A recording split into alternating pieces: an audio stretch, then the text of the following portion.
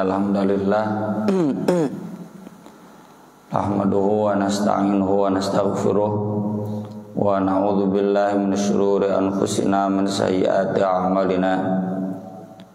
Asyhadu an la ilaha illallah wahdahu la syarikalah wa asyhadu anna Muhammadan abduhu wa rasuluhu alladzi la nabiyya wa la rasula ba'dah.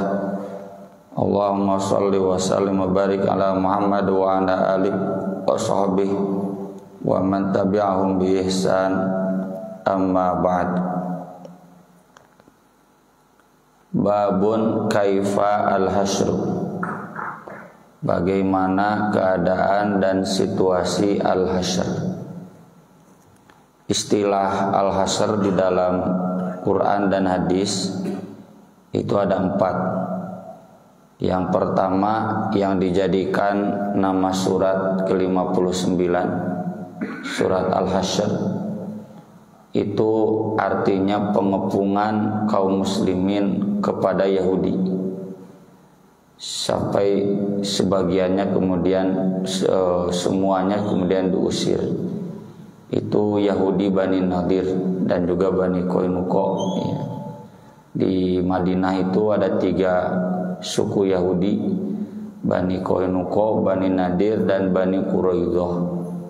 Yang Bani Nadir, Bani Qainuqa itu di Al-Hasyr, dikepung sampai nanti kemudian mereka diusir. Nah, yang Bani Quraidah mah nanti yang laki-lakinya dibunuh, sisanya dijadikan tawanan. Nanti mereka pindah ke Khaybar nanti dikepung lagi, itu Al-Hasyr. Jadi pengepungan kaum muslimin kepada kaum Yahudi. Dan ini nanti menjelang hari kiamat akan terjadi lagi. Kalau sekarang kan kaum muslimin yang dikepung oleh Yahudi, ya, Palestina itu nggak ada di Google karena memang bukan negara resmi yang diakui PBB. Yang ada Israel, padahal dulu itu semuanya tanah Palestina. Nanti terbalik kembali bahwa Yahudi yang dikepung oleh kaum muslimin. Yang kedua, Al-Hasyr itu manusia dikepung oleh kobaran api di dunia. Sebagian ulama menyebutkan ini sudah terjadi sekitar tahun 600 Hijriah, sebelum zamannya Ibnu Hajar al-Asqalani, dan banyak kesaksian riwayat yang menjelaskannya. Tapi ada juga yang menyebut belum terjadi, walau a'lam. Ada juga yang menyebut api yang dimaksud di sini adalah peperangan, karena memang di dalam surat Al-Maidah api itu untuk menggambarkan peperangan. Kullama auqadu naral lil harbi atfa'ahullah. Jadi yang dimaksud api yang besar itu peperangan. Jadi akan ada banyak peperangan yang mengepung umat manusia. Dan itu sudah terjadi, ya. Zaman kolonialisme itu tidak ada satu daerah pun di dunia, perang dunia kedua itu, kecuali semuanya perang, ya, perang dunia 1, perang dunia kedua, semuanya perang. Kita pun mengalami, ya, di perang di tanah Nusantara ini. Hadis-hadisnya tentang api yang akan mengepung manusia di dunia itu, ini yang pertama riwayat Bukhari, tanda kiamat yang pertama adalah api yang mengepung manusia dari timur ke barat. Yang kedua, akan keluar api sebelum hari kiamat dari laut Hadramaut. Hadramaut itu Yaman, kalau sekarang daerah sana. Lalu ketika sahabat tanya, apa yang harus dilakukan? Kata Nabi, kalian tetap di Syam. Yang ketiga, hadis riwayat Muslim, api itu akan keluar dari jurang Aden, ya. Aden sekarang juga nama, ya, Aden di Bahrain. Api itu menyertai mereka ketika mereka tidur di tempat mana saja di waktu malam dan siang. Jadi kalau ditarik garis lurus, api itu awalnya dari jurang Aden, lalu ke Hadramaut, menyebar ke barat, dan yang selamat hanya daerah Syam. Syam itu yang sekarang Palestina, Suriah, Yordan, itu Syam. Jadi bagaimana mengamalkan hadis ini?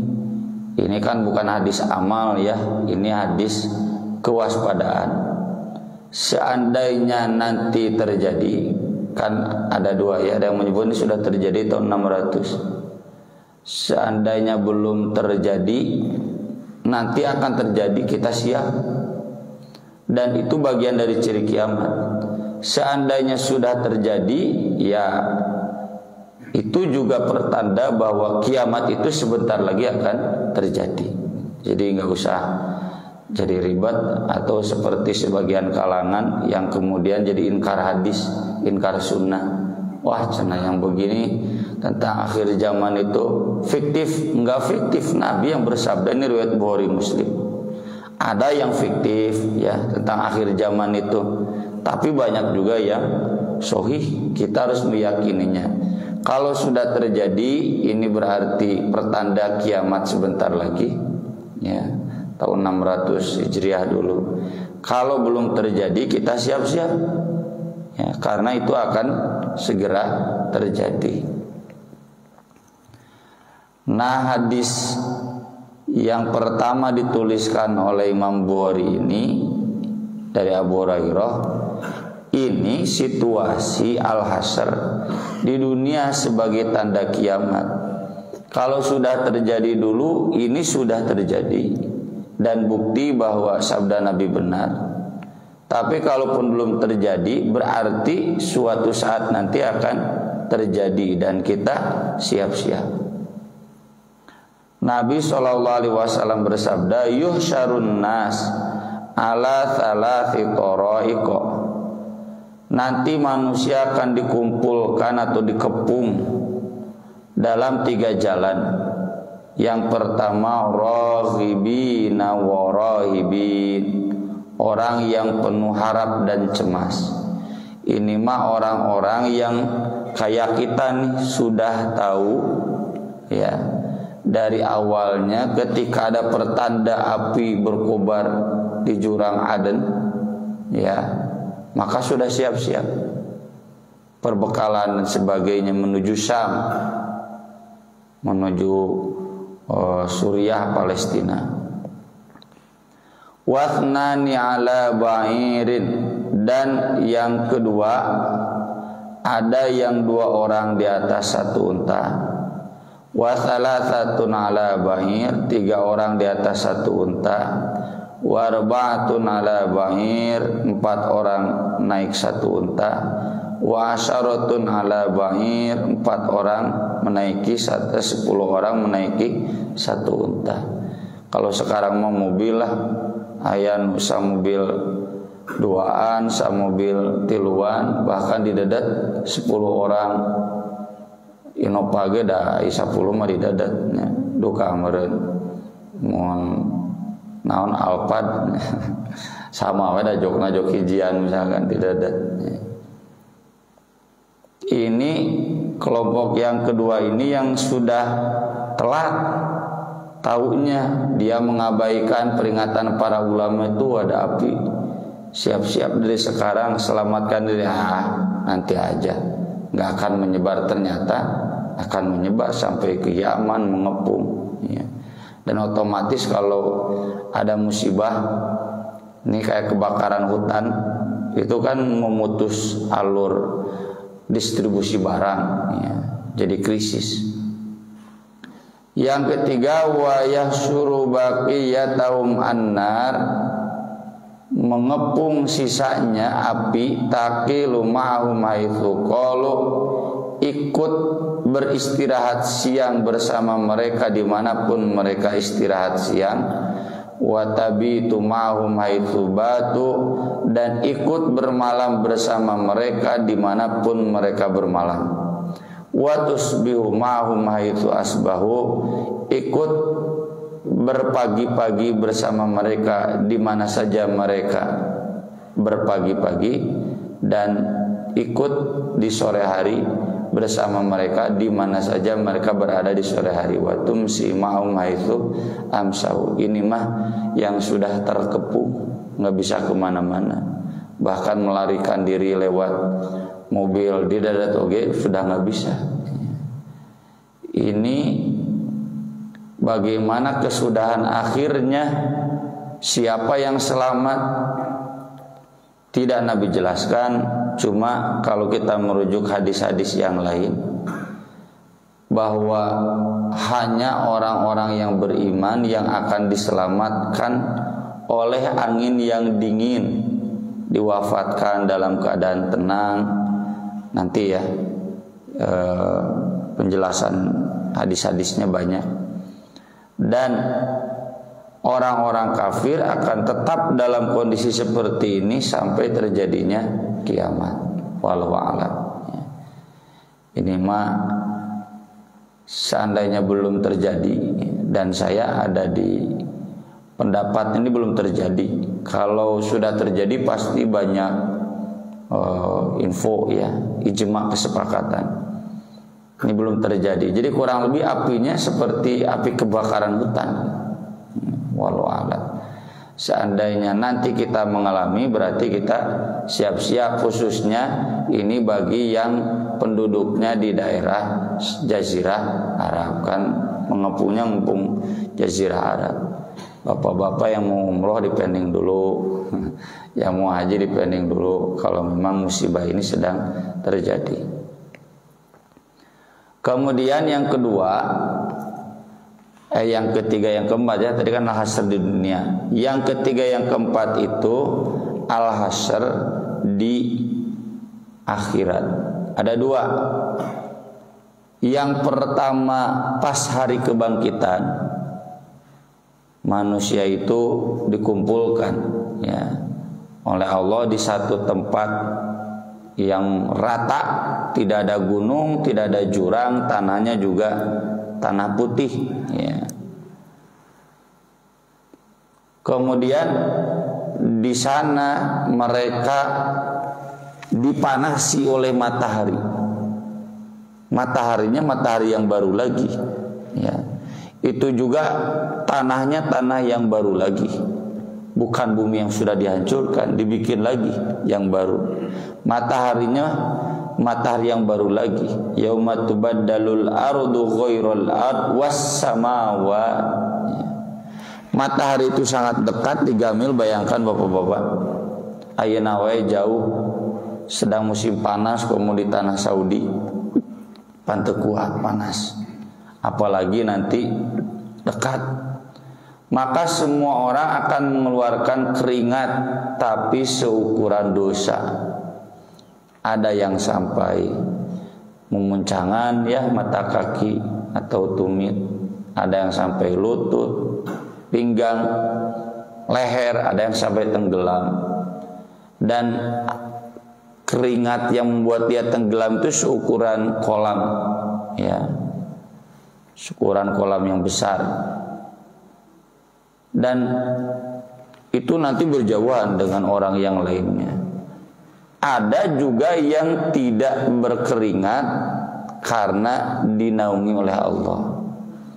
Ini hadisnya yang terkenal yang 7 orang itu Pak Bu ya. Ada 7 orang yang akan dinaungi oleh Allah, yang dia tidak akan berkeringat ya, pada hari kiamat karena istimewa.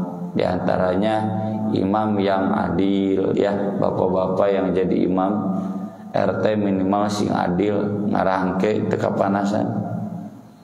Yang kedua, warajulun qalbuhu mu'allaqun bil masajid.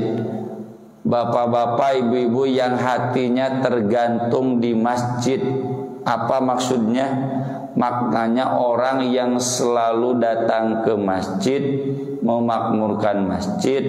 Bahkan kata Imam Bukhari, sampai selalu sholat di masjid sebelum adzan berkumandang, menunggu sholat, menunggu adzan. Itu menunjukkan bahwa hatinya sudah tergantung di masjid. Ai kitu mah ka masjidna masbuk kene udah ada cinta, cuma belum tergantung hatinya, ya, belum cinta mati, belum cinta sepenuhnya. Ya. Kemudian yang ketiga, anak muda yang perkembangan usianya terus dalam ibadah. Kan biasanya budak orang banyak ngararadul, hararese ke masjid ngaji hese, mun kanu futsal, kanu hiking, touring, rasep ngalabri. Nah ini mah yang ketiga istimewa. Dan yang keempat, dua orang yang saling mencintai karena Allah.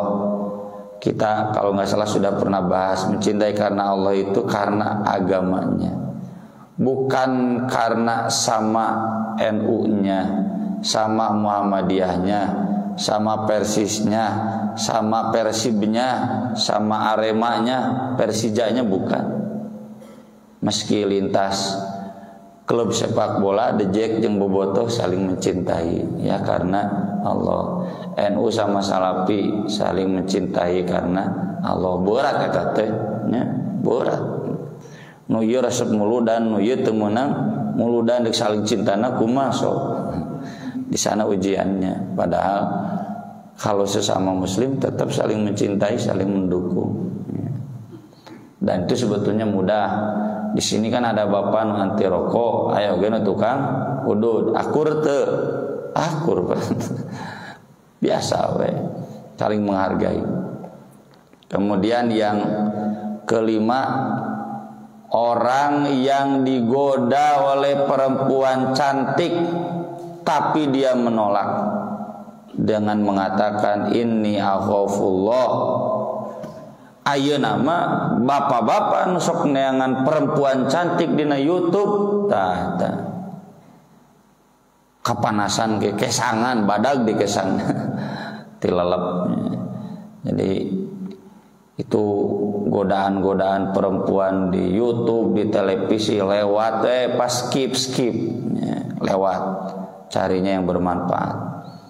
Yang keenam, orang berzikir kepada Allah khalian, dalam keadaan sepi sendiri di tengah malam, di akhir malam, fafadat aina, sampai berlinang air mata. Hari itu mah berlinang air mata na disorot ku kamera, tama lebay. Ya. Loba jelema ka bawah situasi. Ini mah asli. Ya. Yang ketujuh, orang yang berinfak sampai tangan kirinya tidak tahu yang diinfakkan oleh tangan kanannya. Kenapa? Karena saking seringnya istrina wage geus bingung inget-ingetna. Geus teu hayang nyaho, pokokna nama tukang infak. Ya. Ini bapak-bapak, ibu-ibu mau pilih yang mana ya, jangan enggak ada satupun. Tujuh-tujuhnya wah aman berarti. Itu al-hasyr, pas hari kebangkitan, sebelum dihisab, sebelum ditimbang, sebelum melewati sirat, sebelum surga neraka. Nah ada juga yang keempat itu al-hasyr, ketika mereka digiring menuju neraka. Naudzubillah min dzalik. Itu juga al-hasyr, dikepung lalu diseret ke neraka. Kalau al-hasyr yang keempat ini mah buat penghuni neraka, kalau al-hasyr yang tadi mah buat semua orang beriman juga mengalami.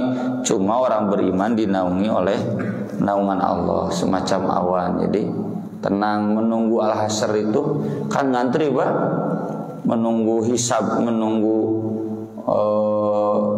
timbangan amal itu. Dan yang didahulukannya orang miskin, ya, orang miskin. Ini bapak-bapak semua kaya ya, nanti bapak belakangan. Saya duluan. Jadi orang miskin, orang kaya asal solih dia menunggu tapi dinaungi oleh Allah. Kan di hadisnya orang kaya itu menunggu sampai antara sampai 500 tahun, 50 sampai 500 tahun. Itu setengah hari. Kan satu harinya 1000 tahun. Nah menunggu selama itu bagi yang apalagi nih nya kaya, nya kafir, nya pasek geus telalap ke sana enggak. Di sana kan mulai adanya syafaat, nanti ada bab khusus syafaat. Mulai syafaat itu dimulai kebangkitan. Ada yang diselamatkan tadi dengan naungan, anu dilalapkeun dina kesana. Nah kalau yang keempat mah al-hasyr khusus buat penghuni neraka digiring oleh Allah ke dalam neraka.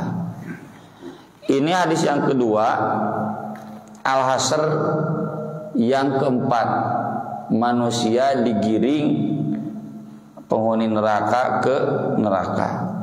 An Anas bin Malik radhiyallahu anna rajulan qala ya Nabi Allah, wahai Nabi Allah, kaifa yusyarul kafir ala wajhi, bagaimana sih orang kafir digiring di atas wajahnya itu, kaki di atas, wajah di bawah.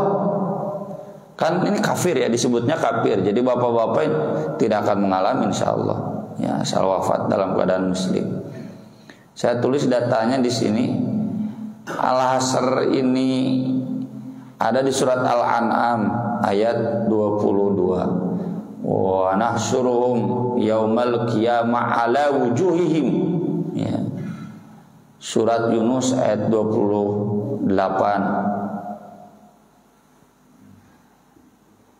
Oh ini, maaf, Al-Isra ayat 97. Wa nahsyuruhum yaumal qiyamah ala wujuhihim bukma wa umya wa summa. Al-Furqan 34. Alladzina yusyaruna ala wujuhim ila jahannam ulaika syarrun makana wa adallu sabila. Atau Al-Qamar 48 ya. Ini yauma yushabuna 'alan nar fin nari ala wujuhim dzuqu massa saqar ya. Jadi ada 3 ayat yang menjelaskan bahwa orang kafir nanti digiring oleh Allah, wajah di bawah, kakinya di atas. Ini sahabat nanya, kumaha sih cenah teu kabayang beungeut dihandap suku di luhur. Qala, Nabi menjawab santai saja, alaisalladzi amsyahu ala rijlaini fid dunya, bukankah Allah yang mampu menjadikan mereka berjalan di atas 2 kaki? Qadiran, mampu juga ala an yumsyahu ala wajhi yaumal qiyamah, menjadikan mereka berjalan di atas kepalanya pada hari kiamat. Pikiran teuing kumaha we ayeuna? Allah itu kan ala kulli syai'in qadir. Atau ada juga yang memahaminya diseret kakinya, ditarik, kemudian wajahnya jadi di bawah, gasrulah palangkeun ka neraka. Itu al-hasyr yang dimaksud hadis ini. Kemudian ini hadis yang ketiga. Nah kalau ini al-hasyr yang pas hari kebangkitan. Wa ibni Abbas radhiyallahu anhuma qala qama fi manan nabiy sallallahu alaihi wasallam yakhtub. Nabi sallallahu alaihi wasallam berdiri di hadapan kami berkhutbah.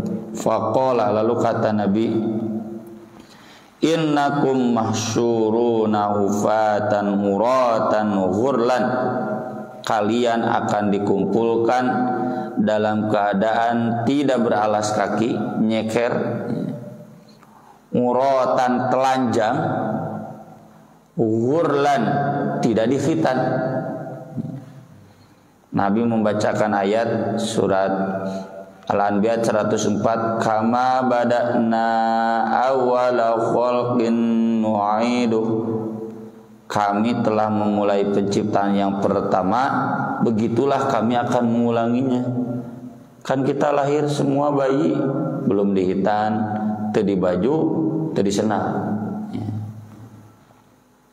Wa inna awwalal khalaiki yuksa yaumal qiyamah Ibrahim. Orang yang pertama kali diberi pakaian pada hari kiamat adalah Nabi Ibrahim.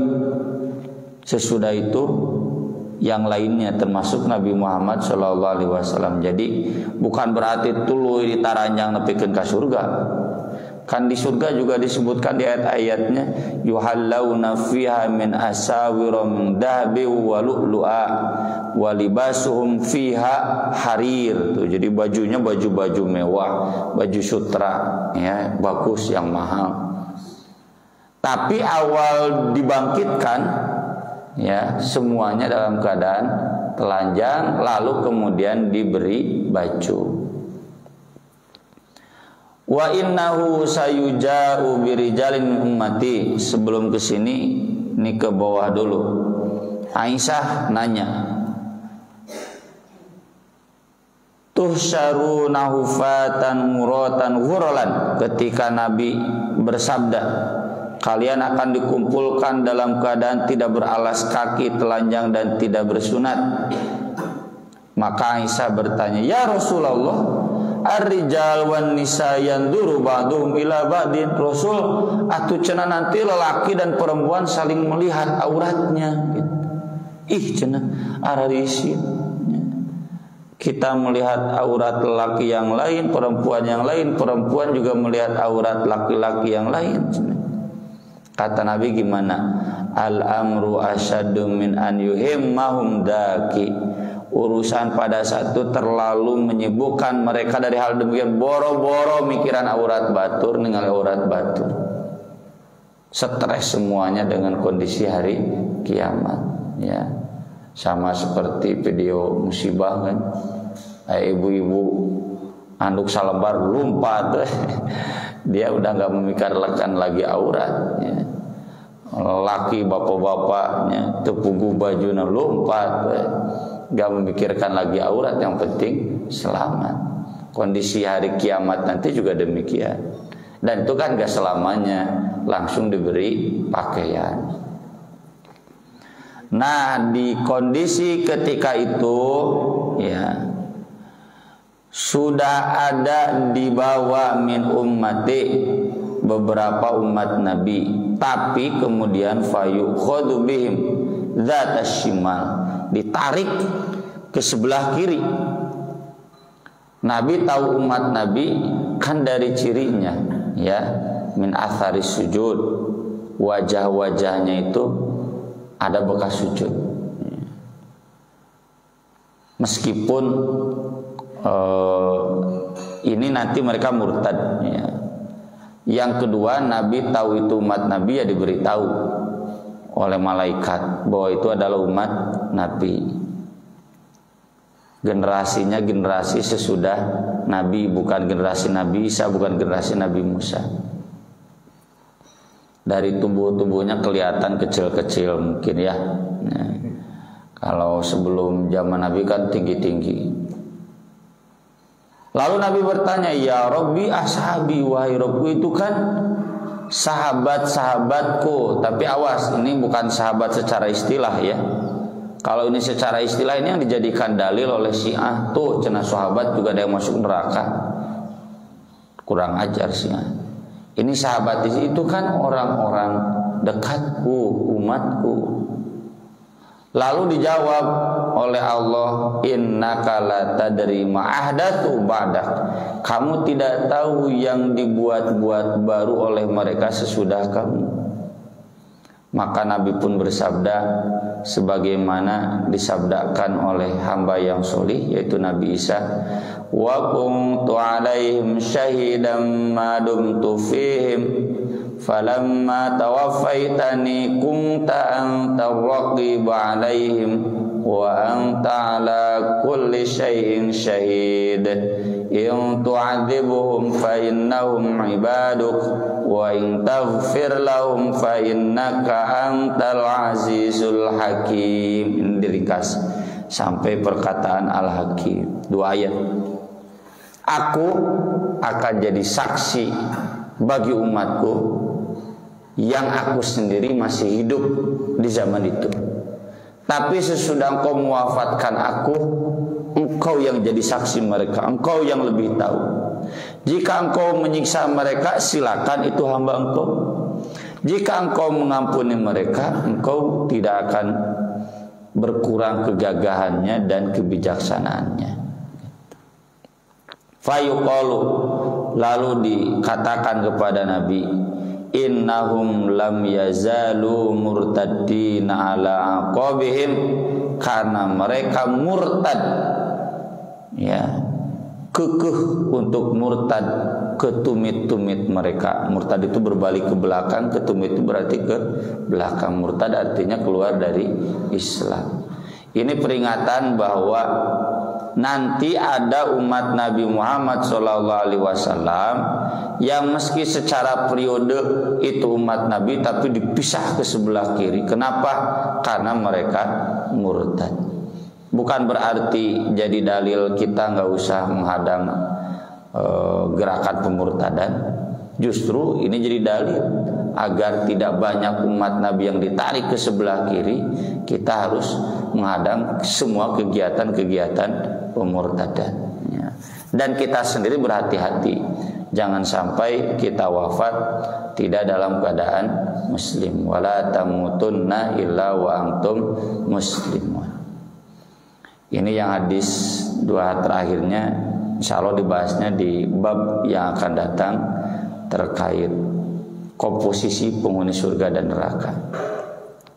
Sekian yang bisa saya bahas pada kesempatan pagi hari ini, dan saya mohon izin tidak ada dulu tanya jawab, ya, karena saya mau ke Banjaran Pak Haji.